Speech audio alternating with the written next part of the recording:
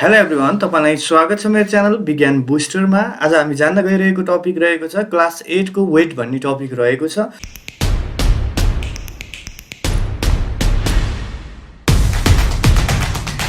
हामी आज चाहिँ वेटलाई चाहिँ माससँग कम्पेरिजन गरेर पनि हेर्नेछौँ। वेटको फर्मुलाहरूको बारेमा पनि हेर्नेछौँ। कुन कुन पोइन्ट्समा फोकस गर्नेछौँ त आज हेरौँ थोरै। फर्स्टमा हामी डेफिनेसन र युनिटको कुरा गर्नेछौँ। वेटको डेफिनेसनभन्दा अगाडि चाहिँ हामी ग्राभिटीको बारेमा पढ्नेछौँ। ग्राभिटी चाहिँ वेटसँग रिलेटेड हुने भएको कारणले हजुरले क्लास 6 देखि नै ग्राभिटी भन्ने टर्म्स, ग्राभिटेसनल फोर्स भन्ने टर्महरू पढ्दै आइराख्नु भएको कारणले त्यसलाई पनि म क्लियर गर्ने कोसिस गर्नेछु। सुरुमा हामी ग्राभिटीकै डेफिनेसन्सहरूबाट सुरु गर्नेछौँ। ग्राभिटी युनिटको बारेमा कुरा गर्नेछौँ अनि त्यसपछि हामी वेटमा जानेछौँ। त्यसपछि हामी वेट मेजरिङ डिभाइसेसहरूको बारेमा पनि कुरा गर्नेछौँ। कुन डिभाइसले चाहिँ वेट मेजर गर्छ त होइन। त्यसपछि रहेको छ अब हामी वेटको चाहिँ बेसिक कन्सेप्टको बारेमा, वेट कुन कुन फ्याक्टर्समा चाहिँ डिपेन्ड हुन्छ, वेटको चाहिँ तिनीहरू फ्याक्टरसँग चाहिँ डाइरेक्टली, इन्डाइरेक्टली, इन्भर्सली कस्तो टाइपको रिलेसनसिप हुन्छ त्यो बारेमा पनि हामी हेर्नेछौँ। अनि हामीले चाहिँ माससँग कम्पेरिजन गर्नेछौँ।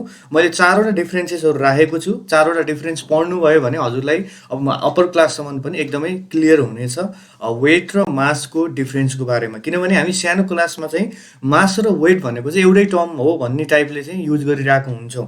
अब कसैको हामीले मास र या वेट नाप्नु पऱ्यो भने हामीले त्यसलाई चाहिँ केजीमा नापिरहेको हुन्छौँ। तर युनिट्सदेखि लिएर धेरै कुराहरूमा डिफ्रेन्स रहेको हुन्छ भन्ने कुरा पनि आज हामी जान्नेछौँ। अनि मैले क्लास 8 को चाहिँ केही भिडियोजहरू बनाएको कारणले गर्दा प्लेलिस्टहरू बनाइदिएको छु। मेरो च्यानलमा गएर विज्ञान बुस्टरमा गएर हजुरले चेक गर्न सक्नुहुनेछ। रिजनेबल फ्याक्टको बारेमा पनि हामी कुरा गर्नेछौँ। अन्तिममा 2टा रिजनेबल फ्याक्ट्स रहेको छ, एकदमै इम्पोर्टेन्ट रहेको छ। हामीले अगाडि पढेको कुरालाई चाहिँ एज अ समरीको रूपमा चाहिँ मैले गिभ रिजन फ्याक्टमा चाहिँ राखिदिएको छु होइन। भिडियोको अन्तिमसम्म चाहिँ रहनु होला। भिडियो मन परेमा लाइक, सेयर र कमेन्ट गर्न चाहिँ नभुलिदिनु होला। भिडियोलाई सिधै सुरुवात गरिदिउँ। सुरुमा हामी चाहिँ ग्राभिटीको कन्सेप्टबाट त स्टार्ट गर्छौँ। किनभने मैले अगाडि पनि भनिहालेँ ग्राभिटी र वेट भनेको चाहिँ एकअर्कासँग चाहिँ के छन् भन्दा रिलेटेड छन् है, इन्टर रिलेटेड भएको कारणले गर्दा हामी सुरुमा ग्राभिटीको बारेमा बुझ्नेछौँ। सुरुमा हामी केही इक्जाम्पलहरू लिएर हेरौँ। The earth attracts all the bodies which are near its surface भनेको छ। अब यसको मिनिङ भनेको के त भन्दा कुनै पनि अब्जेक्ट चाहिँ अर्थको नजिकै आयो, नजिकै राख्यौँ भने के हुन्छ, सबै कुराहरूलाई चाहिँ अर्थले अट्र्याक्ट गर्ने गर्दछ। होइन ball is dropped from a roof of the house it falls down on the surface of the earth भनेको छ। हामीले कहीँ छतबाट या कहीँ माथिबाट चाहिँ घरको माथि बसेर चाहिँ हामीले बललाई ड्रप गऱ्यौँ भने, फालिदिउँ भने चाहिँ के हुन्छ, ग्राउन्डतिर चाहिँ जाने गर्दछ बल। किन त के को कारणले भन्ने कुरा पनि हामी जान्नेछौँ। सिमिलरली फ्रुट्स फल डाउन फ्रम अ ट्री होइन, कुनै पनि किसिमको फ्रुट्सहरू भयो होइन, कुनै के अब्जेक्टलाई चाहिँ हजुरले माथि फालिदिनु भयो, किन तल आउँछ त, कि त्यसको रिजन, साइन्टिफिक रिजन के रहेको छ त भन्दाखेरि कज भनेको चाहिँ the force that pull this object downward is the gravity of the earth भनेको छ। कुनै पनि अब्जेक्टलाई चाहिँ अर्थ या कुनै पनि प्लानेट्सले चाहिँ, अरू पनि प्लानेट्सहरू रहेको छ, हेभेनली बडिजहरूले चाहिँ आफूतिर अट्र्याक्ट गर्ने गर्दछन्। केसको कारणले भन्दा एउटा फोर्स रहेको छ जसलाई हामी ग्राभिटी भन्ने गर्दछौँ। अर्थको कुरा गर्दाखेरि हामी ग्राभिटी अफ द अर्थ भन्ने गर्दछौँ। The force that pull all these object okay downward that we call the gravity of the earth भन्ने गर्दछौँ।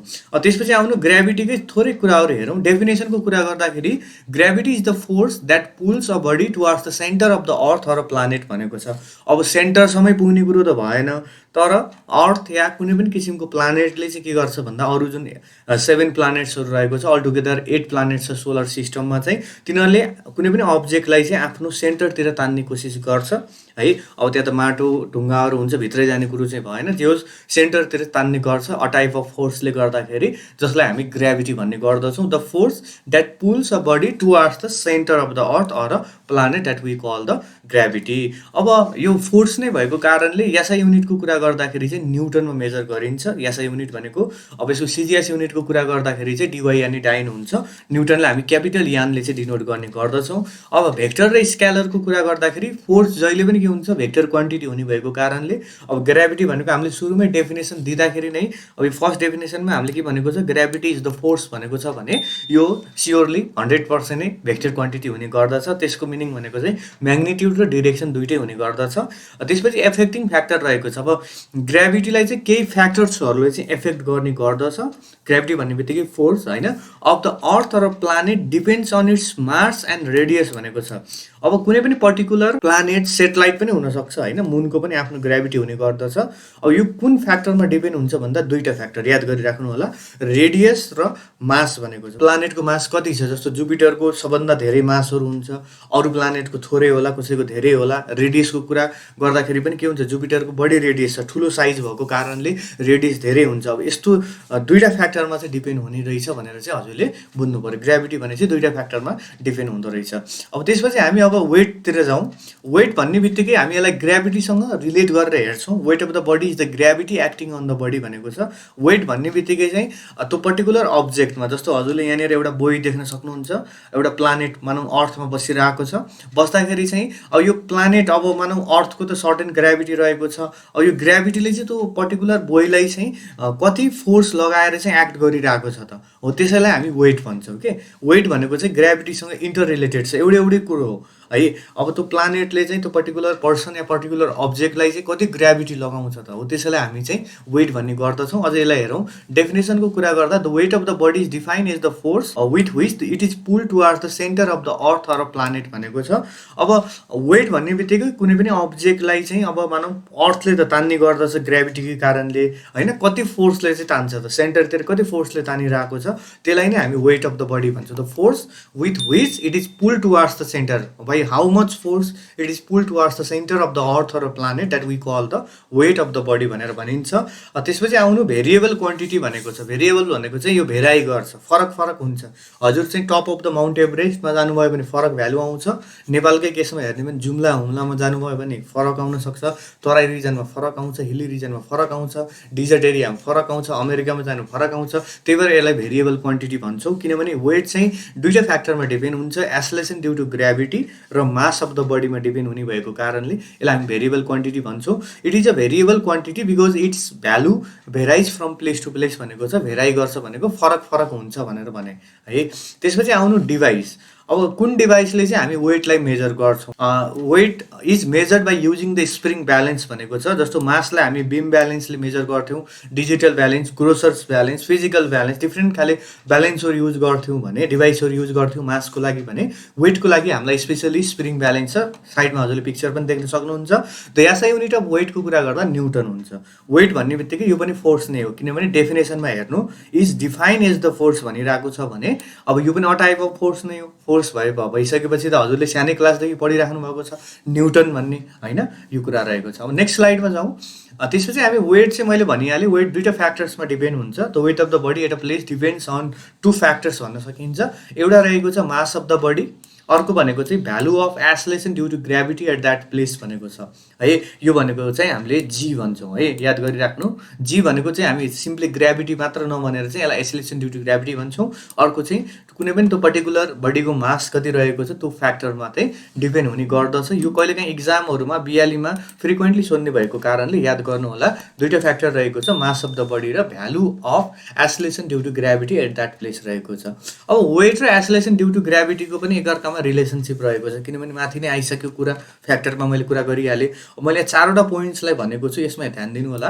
The weight of the body is directly proportional to mass of that body भनेको छ। जस्तो यहाँनिर boy छ, अब यो अर्थमा कति वेट छ त त्यसको होइन, त्यो कुन फ्याक्टरमा डिपेन्ड हुन्छ भन्दा त्यो पर्टिकुलर बोईको चाहिँ मासमा डिपेन्ड हुने गर्दछ। डाइरेक्टली प्रोपोर्सनलको मिनिङ भनेको चाहिँ जति धेरै मास भयो होइन, वेट पनि बढ्ने गर्दछ। If mass increases weight also increases, if mass decreases weight also decreases भन्न सकिन्छ। अब वेटको फर्मुला रहेको छ सेकेन्ड पोइन्टमा, एकदमै इम्पोर्टेन्ट न्युमेरिकलको लागि चाहिँ। The weight of the body is calculated by using this formula, W = mg रहेको छ, एकदमै इम्पोर्टेन्ट रहेको छ, यसलाई पनि ध्यान दिनु होला।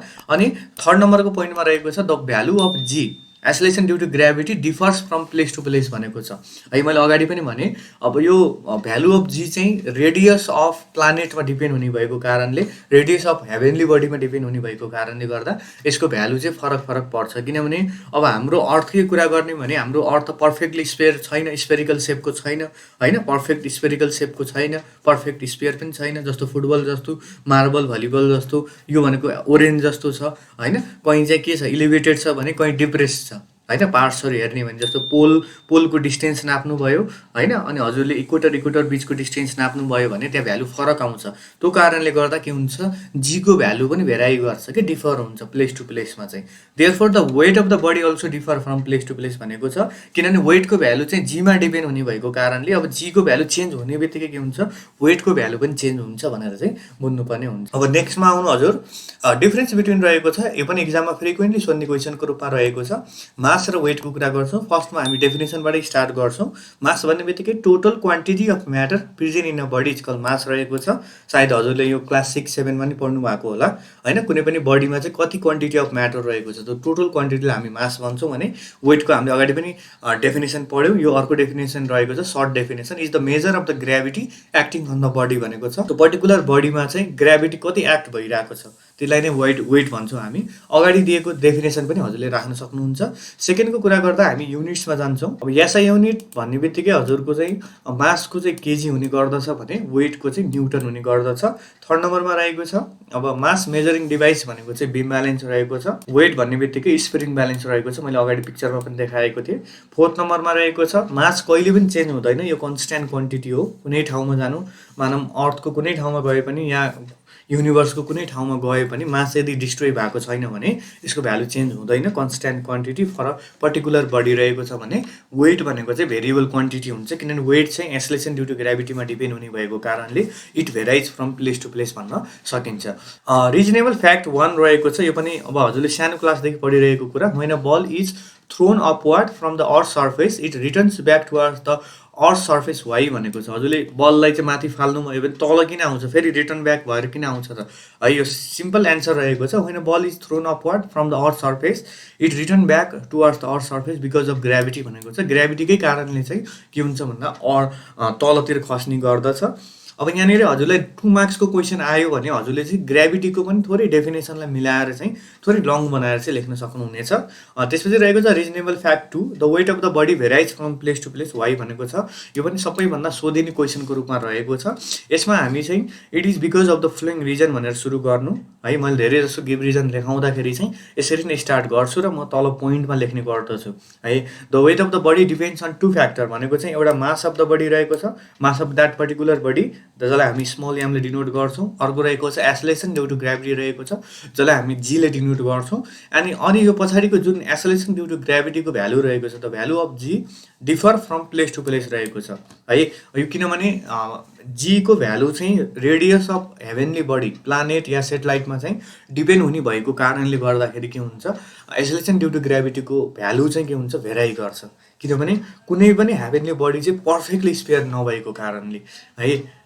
किनभने रेडियस चाहिँ सेम हुँदैन, रेडियसहरू सेम नहुने बित्तिकै के हुन्छ भन्दाखेरि हजुरको भ्यालु चाहिँ चेन्ज हुन्छ। जीको भ्यालु चेन्ज हुने बित्तिकै के हुन्छ, वेटको भ्यालु पनि चेन्ज भइहाल्छ के, यसरी बुझ्नु पऱ्यो है। आजको लागि यति नै रहेको छ। भिडियो मन परेमा लाइक सेयर र कमेन्ट गर्न चाहिँ नभुलिदिनु होला। केही क्वेरिज र क्वेसन्सहरू रहेको छ भने कमेन्ट सेक्सनमा लेख्न सक्नुहुन्छ, जसले गर्दाखेरि आउने दिनमा कुन सब्जेक्ट कुन टपिकमा चाहिँ भिडियो बनाउने त त्यो कुरामा चाहिँ हामीलाई सजिलो हुनेछ। Thank you everyone and stay safe.